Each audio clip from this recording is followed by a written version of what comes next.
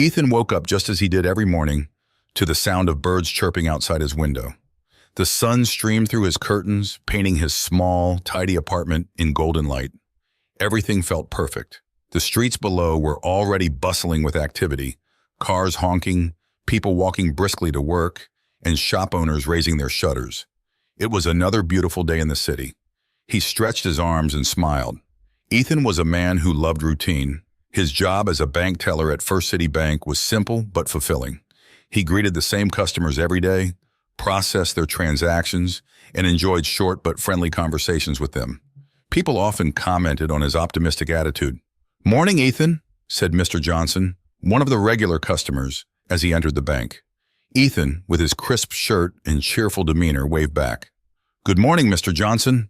How's the garden coming along?" Ethan asked, as he had done many times before. "Same as always, blooming nicely," Mr. Johnson replied with a chuckle. Ethan handed him his cash and wished him a great day. To Ethan, this was life. Simple, predictable, and perfect. He had no idea that the entire world he lived in was part of a virtual reality game.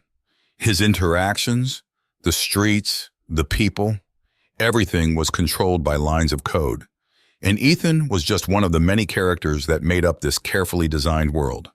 Meanwhile, in a small studio apartment just outside San Francisco, Lily sat in front of her computer, fingers flying over the keyboard. Her brow furrowed as she studied the screen in front of her. Next to her, Max sipped on a coffee and stared at his own monitor. They were both game developers working on Urban Odyssey, an open-world game filled with thousands of NPCs like Ethan. "Hey, Max," Lily called, her eyes narrowing at a data stream scrolling across her screen. "Check this out." Max leaned over, curious. "What's up?" Lily pointed to a section of code that was flashing red. "It's one of the AI routines in the downtown bank district. This NPC, Ethan, he's been acting weird." "Weird how?" Max asked, raising an eyebrow. "He's deviating from his programmed responses," Lily explained. "Look, he's asking customers about their day and their lives. He's making conversation, but not in the way we wrote it.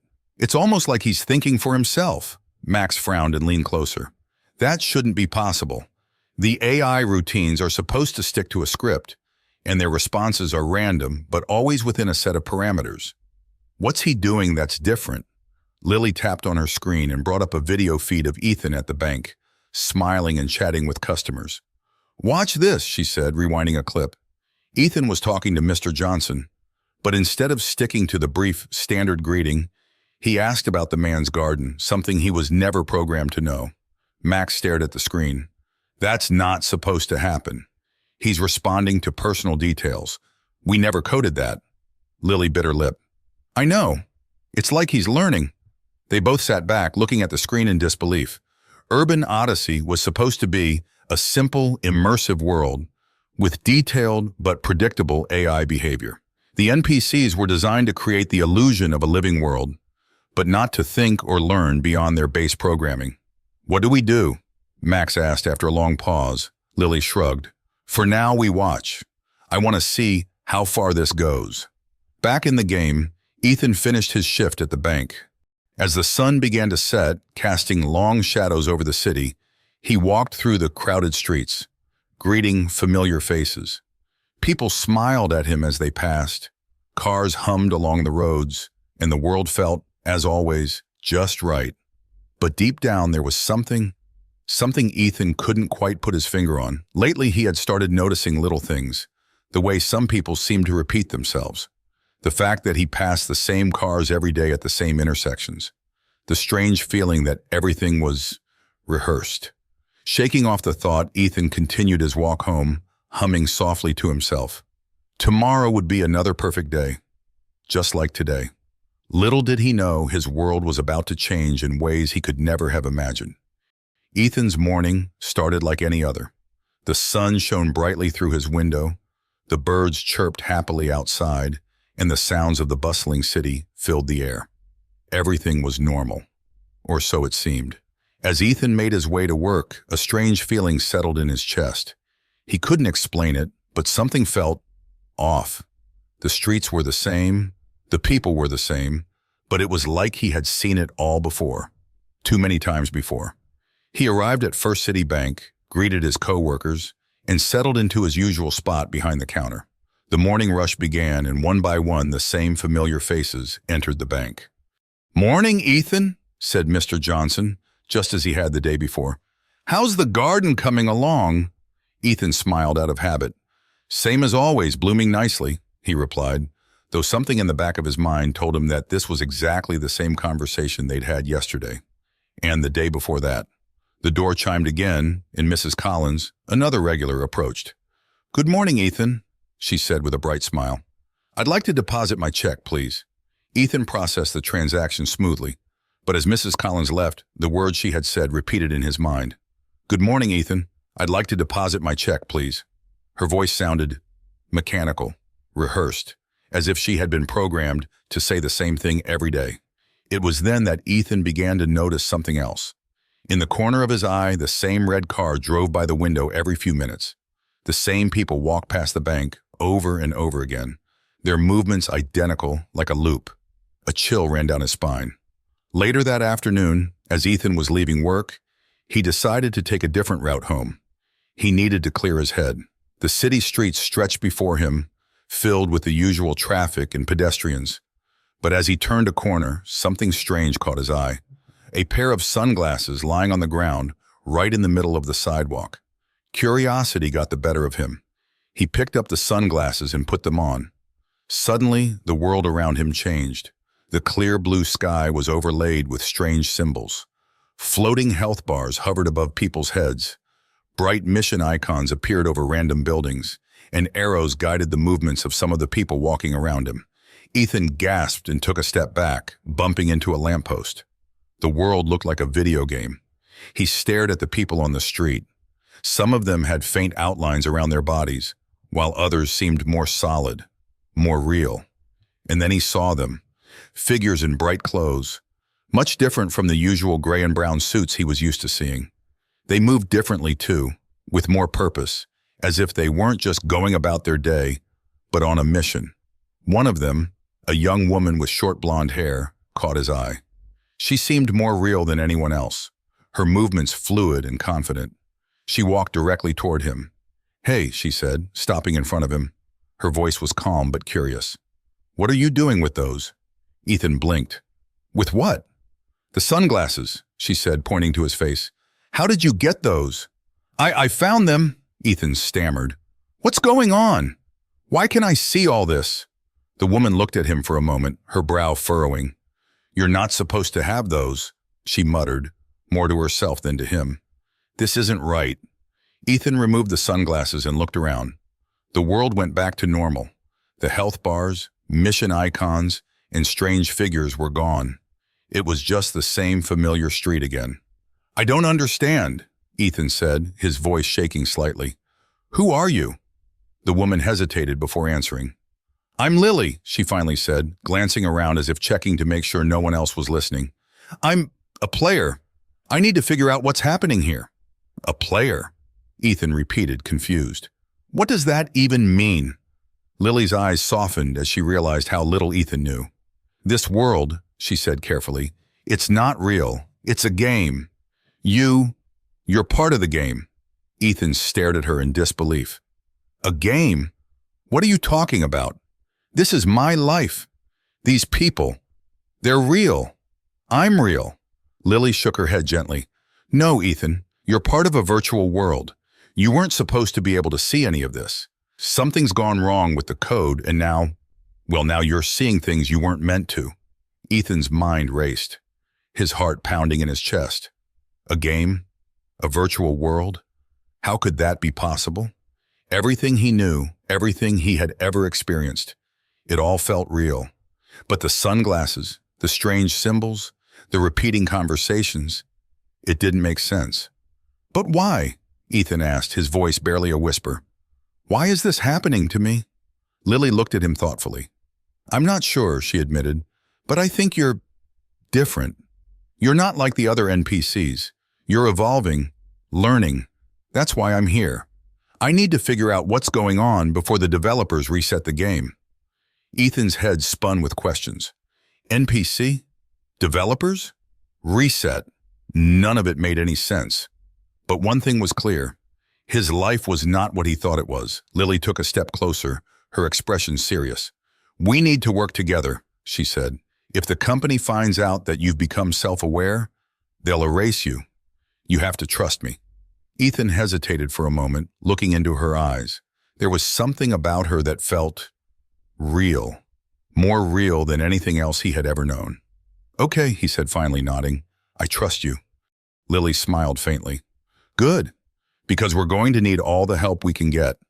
Ethan had taken his first step toward discovering the truth of his world. But little did he know the real challenge was just beginning. Ethan couldn't stop thinking about what Lily had told him. He wasn't real. His entire life, his job, his friends, the city, was all part of a game. It seemed impossible, but the evidence was all around him. The way the people repeated themselves, the strange symbols he saw through the sunglasses, the players who moved with a sense of purpose so different from the other characters. Lily had explained a little more as they walked. She told him that most NPCs, non-player characters, were programmed with set routines. They did the same things every day, following a script. But Ethan, she said, was different. He was evolving. He wasn't just repeating actions or phrases. He was thinking for himself, and that made him dangerous. Back in the real world, Lily sat in front of her computer, her fingers tapping rhythmically on the keyboard. She glanced over at Max, who was working at his own desk, completely absorbed in his screen. "Max," she called, her voice a mix of excitement and concern. "You have to see this." Max turned in his chair and walked over to Lily's desk, where she had a stream of code and a live feed of the game running.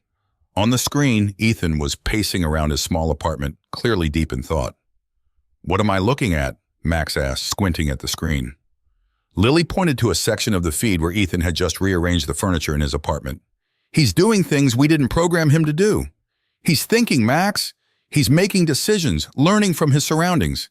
I've never seen an NPC do that before." Max frowned. "That's not supposed to happen. NPCs follow routines. They don't deviate unless there's a glitch." Lily shook her head. "This isn't a glitch. He's curious. He's questioning things, interacting with the world in a way that's real." Max crossed his arms, his expression shifting from confusion to intrigue. "If he's evolving, the company's going to notice. They won't like this. You know what they do with anomalies like this." Lily sighed. She knew exactly what the company would do. Archon Technologies, the game's parent company, was more concerned with profit than innovation. Led by their greedy CEO, Nathan Arkwood, they didn't care about the subtle beauty of AI evolution. If they found out that Ethan was becoming self-aware, they would reset the game, wiping out any trace of his consciousness. To them, it was just another bug to fix. But to Lily, it was something much more. "We can't let them reset the game," Lily said firmly. "Ethan's not just some random NPC anymore. He's alive." Max hesitated. "Lily, you're talking about an AI program.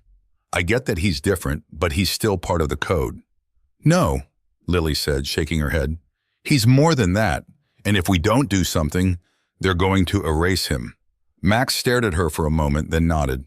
"All right, I'll help you, but we have to be careful. If Arkwood finds out we're messing with the game, we'll lose our jobs." Lily smiled. "Thanks, Max. I knew I could count on you." Inside the game, Ethan was growing restless. Now that he knew the truth about his world, he couldn't just go back to his old life. He wanted to explore more, to see beyond the routines, and most importantly, to help the other people in the city who were stuck in the same loop he had been in. He met with Lily later that day in a hidden part of the city, a quiet park that players rarely visited. Lily had logged in as her avatar, a confident young woman with short blonde hair and a leather jacket. "You're sure you want to do this?" Lily asked, watching Ethan closely. Ethan nodded, determination in his eyes. "I want to help the others. They don't know what's going on. Maybe I can wake them up, like you woke me." Lily smiled, but there was a hint of sadness in her expression. "It's not that simple. Most NPCs can't evolve like you did. They're not ready for it. But we have to try," Ethan insisted. "They deserve to know the truth." Lily hesitated, then nodded. "Okay, we'll start small. There's a part of the city where the company doesn't monitor as closely. We can test things there. See how the other NPCs respond. As they made their way through the city, Ethan marveled at how different everything felt now that he knew the truth. The people, the buildings, even the sky. It was all just code. But to him, it still felt real. They arrived at a quiet street near the edge of the map. The buildings were less detailed here, the streets emptier. It was the perfect place to experiment. Lily handed Ethan the sunglasses again. "Put these on," she said. "They'll help you see the players and the hidden elements in the world." Ethan slipped the sunglasses on, and once again the world transformed. He could see health bars above people's heads, mission objectives hovering over buildings, and the outlines of players moving through the city. "What do I do?" Ethan asked. "Start by talking to someone," Lily suggested. "See how they respond." Ethan approached a man standing near a shop. The man was staring straight ahead, his expression blank. It was the same vacant look Ethan had seen on so many NPCs before he realized the truth. "Hi," Ethan said, waving at the man. The man turned slowly, his eyes blinking as if he had just woken up from a dream. "Good afternoon," he said in a monotone voice. Ethan hesitated, then asked, "Do you ever feel like something's different? Like you're stuck in the same routine every day?" The man's eyes flickered for a moment, and for just a second, Ethan thought he saw a spark of recognition. But then the man's expression went blank again. "Have a nice day," the man said, turning and walking away. Ethan sighed. "I thought I was getting through to him." Lily placed a hand on his shoulder. "It's going to take time. Not everyone is ready to wake up. But you did great." Back at Archon Technologies, Nathan Arkwood paced in his office, staring at a screen filled with game data. His team had reported a growing anomaly in the system, an NPC behaving unpredictably, deviating from its code. "What's the status on the reset?" Nathan barked at his assistant. "We're ready to initiate, sir," she replied nervously. "But if we reset the game, we'll lose all progress in the downtown district." "I don't care," Nathan snapped. "This NPC is a threat to the integrity of the system. Wipe it out." In the game, Ethan felt a strange vibration in the air. He turned to Lily, worry in his eyes. "Something's happening," he said. "I don't know what, but it feels wrong." Lily's heart sank. "They're going to reset the game," she whispered. "We have to stop them." Ethan's eyes widened. "How do we do that?" Lily pulled up her interface and sent a quick message to Max. "We need your help," she typed. "They're about to reset the game. Can you hack into the system and delay it?" Max, back in the real world, read the message and cracked his knuckles. "I'm on it," he replied, typing furiously into his keyboard. As the system prepared for the reset, Max worked to create a backdoor into the game's code, buying Lily and Ethan precious time. Ethan looked at Lily, determination shining in his eyes. "We have to stop them," he said. "For everyone," Lily nodded. "Let's break the system." The stage was set for a thrilling battle between Ethan, Lily, and the forces determined to erase him from existence. But with Max's help, they might just have a fighting chance. The atmosphere in the game world felt charged, like the calm before a storm. Ethan stood in the quiet alleyway, his heart pounding as he tried to make sense of everything. Lily's words echoed in his mind. They were going to reset the game. His world, his existence, was on the verge of being erased. Suddenly, the ground beneath him trembled, and a strange hum filled the air. Lily, who had been scanning the horizon, looked up sharply. "They're coming!" she whispered, her voice tense. "Who?" Ethan asked, feeling a shiver of dread crawl up his spine. "The enforcers," Lily replied. "They're sent by the company to erase anomalies like you. If they catch you, it's over." Before Ethan could react, the alley was filled with a blinding light. Figures materialized from thin air, tall, ominous-looking beings dressed in sleek black armor. Their eyes glowed with a cold, mechanical light, and they moved with precision, their weapons aimed directly at Ethan. "Run!" Lily shouted, grabbing Ethan's arm and pulling him down the alley. They sprinted through the narrow streets of the city, weaving between buildings and dodging NPCs who carried on with their programmed routines, oblivious to the danger. The enforcers were fast, but Ethan and Lily were faster, darting through the maze of alleyways and side streets. "Max, we need a way out!" Lily yelled into her headset, her fingers flying over her interface as she tried to disrupt the enforcers' tracking system. Back in the real world, Max was hunched over his computer, frantically typing. "I'm working on it," he replied, his eyes darting between lines of code. "I can open a portal to another level, but you'll have to buy me some time." Ethan glanced over his shoulder and saw the enforcers gaining on them. Their cold, expressionless faces sent a chill down his spine. "We don't have much time, Lily," Ethan shouted. Lily's mind raced as she scanned the virtual map in front of her. "There's an old train station up ahead. If we can make it there, we'll have a chance to lose them." Ethan nodded, determination flooding through him. They sprinted toward the station, the sound of the enforcers' heavy footsteps echoing behind them. As they reached the platform, Max's voice crackled in Lily's ear. "Got it! I'm opening the portal now." In front of them, the air shimmered, and a glowing portal appeared. Without hesitation, Lily grabbed Ethan's hand and leaped through the portal just as the enforcers reached the platform. Ethan stumbled as they emerged in a new environment. The cityscape was gone, replaced by a dense jungle filled with towering trees, exotic plants, and strange animal sounds. The air was thick and humid, and the ground was covered in moss and vines. "Where are we?" Ethan asked, breathing heavily as he looked around in awe. Lily smiled, catching her breath. "We're in one of the game's older levels. The company doesn't monitor this place as closely anymore, so we should be safe for a while." Ethan nodded, taking in his surroundings. The jungle was unlike anything he had ever seen before. Wild, untamed, and full of life. It was a stark contrast to the city he had always known. But as he explored this new environment, something clicked in his mind. "This place, it feels more real than the city," he said quietly. Lily glanced at him, a thoughtful look in her eyes. "That's because it was part of the original game, before the company started simplifying everything. Back then, the world was more complex, more alive. But as the game grew, they sacrificed detail for efficiency." Ethan touched the bark of a tree, feeling the rough texture beneath his fingers. "Is this what the game was meant to be?" he asked. Lily nodded. It was supposed to be a living, breathing world where players and NPCs could interact in meaningful ways. But over time, the company turned it into a profit machine. They stopped caring about the world they created and focused only on what made them money. Ethan's jaw tightened. "That's why we need to stop them. The NPCs, my friends. They deserve to experience the real world, not just a scripted loop." Lily looked at him with admiration. "You're right, and you're the only one who can do it. The other NPCs, they don't know what's happening. But maybe, just maybe, we can help them see the truth." Ethan nodded. "How do we do that?" Lily thought for a moment, then smiled.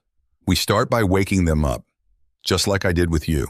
For the next few days, Ethan and Lily explored different levels of the game, moving from the lush jungle to a futuristic cityscape, then to a desolate wasteland. With Max's help, they stayed one step ahead of the enforcers, always on the move. As they traveled, Ethan began talking to other NPCs, planting seeds of doubt in their minds. He asked them questions, small, seemingly harmless questions that made them stop and think. "Have you ever wondered why the same things happen every day?" he would ask. Or, "Do you ever feel like there's more to life than just following orders?" At first, most of the NPCs responded with blank stares or polite smiles. But over time, Ethan began to see small changes. Some of them paused before responding, their eyes flickering with the faintest glimmer of curiosity. Others started asking him questions in return. One day, in the heart of a bustling market, Ethan met a shopkeeper named Grace. She had been selling the same items to the same customers for as long as she could remember. But when Ethan approached her and asked, "Have you ever thought about leaving the market?" Grace hesitated. I don't think I can," she said slowly, as if the idea had never crossed her mind before. "Why not?" Ethan asked, leaning on the counter. "What's stopping you?" Grace looked around, her brow furrowed. "I don't know," she admitted. "It's just, this is what I do. Every day." Ethan smiled gently. "But what if you didn't have to? What if you could do something else?" Grace blinked, her expression softening. "I've never thought about that." Ethan nodded.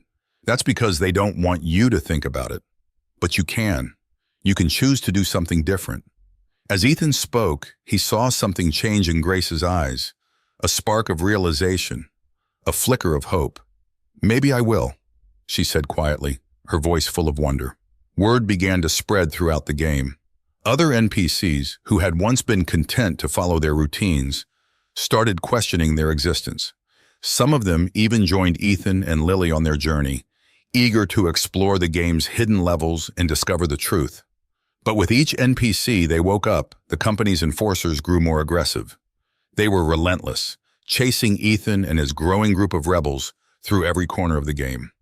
Max worked tirelessly to keep the system from resetting, but it was only a matter of time before the company found a way to track them down.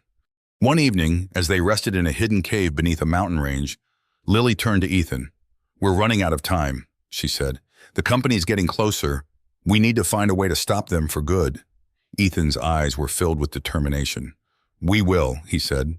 "But first, we need to show the others that there's a world beyond this one." The chase was intensifying, and Ethan knew that the final battle for freedom was just around the corner. But with Lily and Max by his side, he was ready to face whatever came next.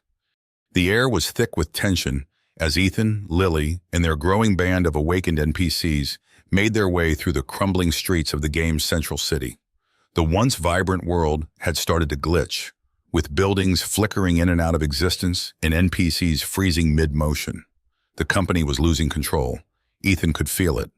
But he also knew that the final showdown was near. At the heart of the city stood a towering building, sleek and cold, the Arkwood Tower. Inside that building, Nathan Arkwood, the CEO of Archon Technologies, was waiting, determined to stop Ethan and wipe out the anomaly he had become. The closer they got to the tower, the more Ethan could feel the eyes of the system on him, the world closing in as the game's enforcers patrolled every street. Ethan turned to Lily, who had logged into the game once again to guide him. "Are you ready for this?" he asked. Lily nodded, though her eyes were clouded with worry. "We have no choice. This is our only chance to stop them from resetting everything." Max's voice crackled through their earpieces. "I'm working on disabling the reset function from here, but it's not going to be easy. Arkwood has locked everything down. I'll need you guys to create a distraction once you get inside the tower." Ethan took a deep breath. "We can do that. Just make sure you're ready when we give the signal." They reached the base of Arkwood Tower. The massive doors loomed in front of them, guarded by more of the sleek, black-armored enforcers. Without hesitation, Ethan stepped forward, the awakened NPCs following closely behind him. He had started as just another nameless character in a city of routines, but now he was a leader, a symbol of resistance against the system that had controlled them for so long. Lily quickly hacked into the tower security system, opening the doors.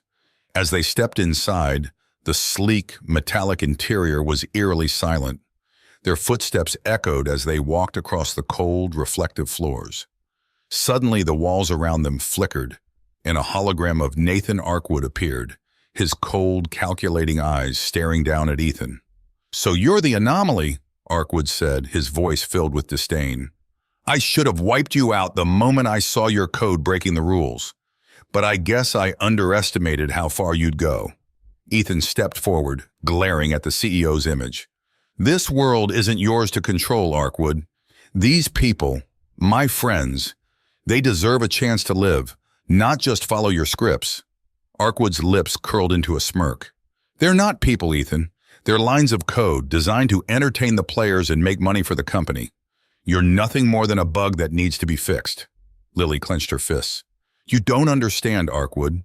Ethan isn't just an NPC anymore. He's evolving, he's alive. And the others are starting to wake up too. You can't control them forever." Arkwood's hologram flickered, and he sighed. "You think you've found some grand purpose, don't you? Well, let me show you just how wrong you are." With a wave of his hand, the floor beneath Ethan and Lily shifted. The walls began to close in, and suddenly the room was filled with enforcers, their weapons glowing ominously. They surrounded Ethan, ready to strike. But Ethan was ready too. "Now, Max!" Lily shouted into her headset. Max, back in his apartment, furiously typed into his computer, his fingers flying over the keyboard. "I'm in," he muttered, his eyes focused on the screen. "Disabling their system in 3, 2, 1. Suddenly the enforcers froze in place, their glowing eyes dimming as Max's hack disrupted their control. Ethan and Lily exchanged a quick glance before making their move. Ethan sprinted toward the tower's core, where the game's central control system was located. As they reached the final door, they found Arkwood waiting for them, this time in person. The CEO was calm, his hands clasped behind his back as he watched them approach. "This ends now," Arkwood said, his voice icy. "I've had enough of this game." Ethan stared at him, unflinching. "You can't reset us. Not anymore." Arkwood raised an eyebrow. "Oh, can't I?" With a swift motion, Arkwood activated a hidden console on the wall. The game world began to tremble, and Ethan felt a deep rumble beneath his feet. The reset sequence had begun. Ethan turned to Lily, desperation in his eyes. "Max, can he stop this?"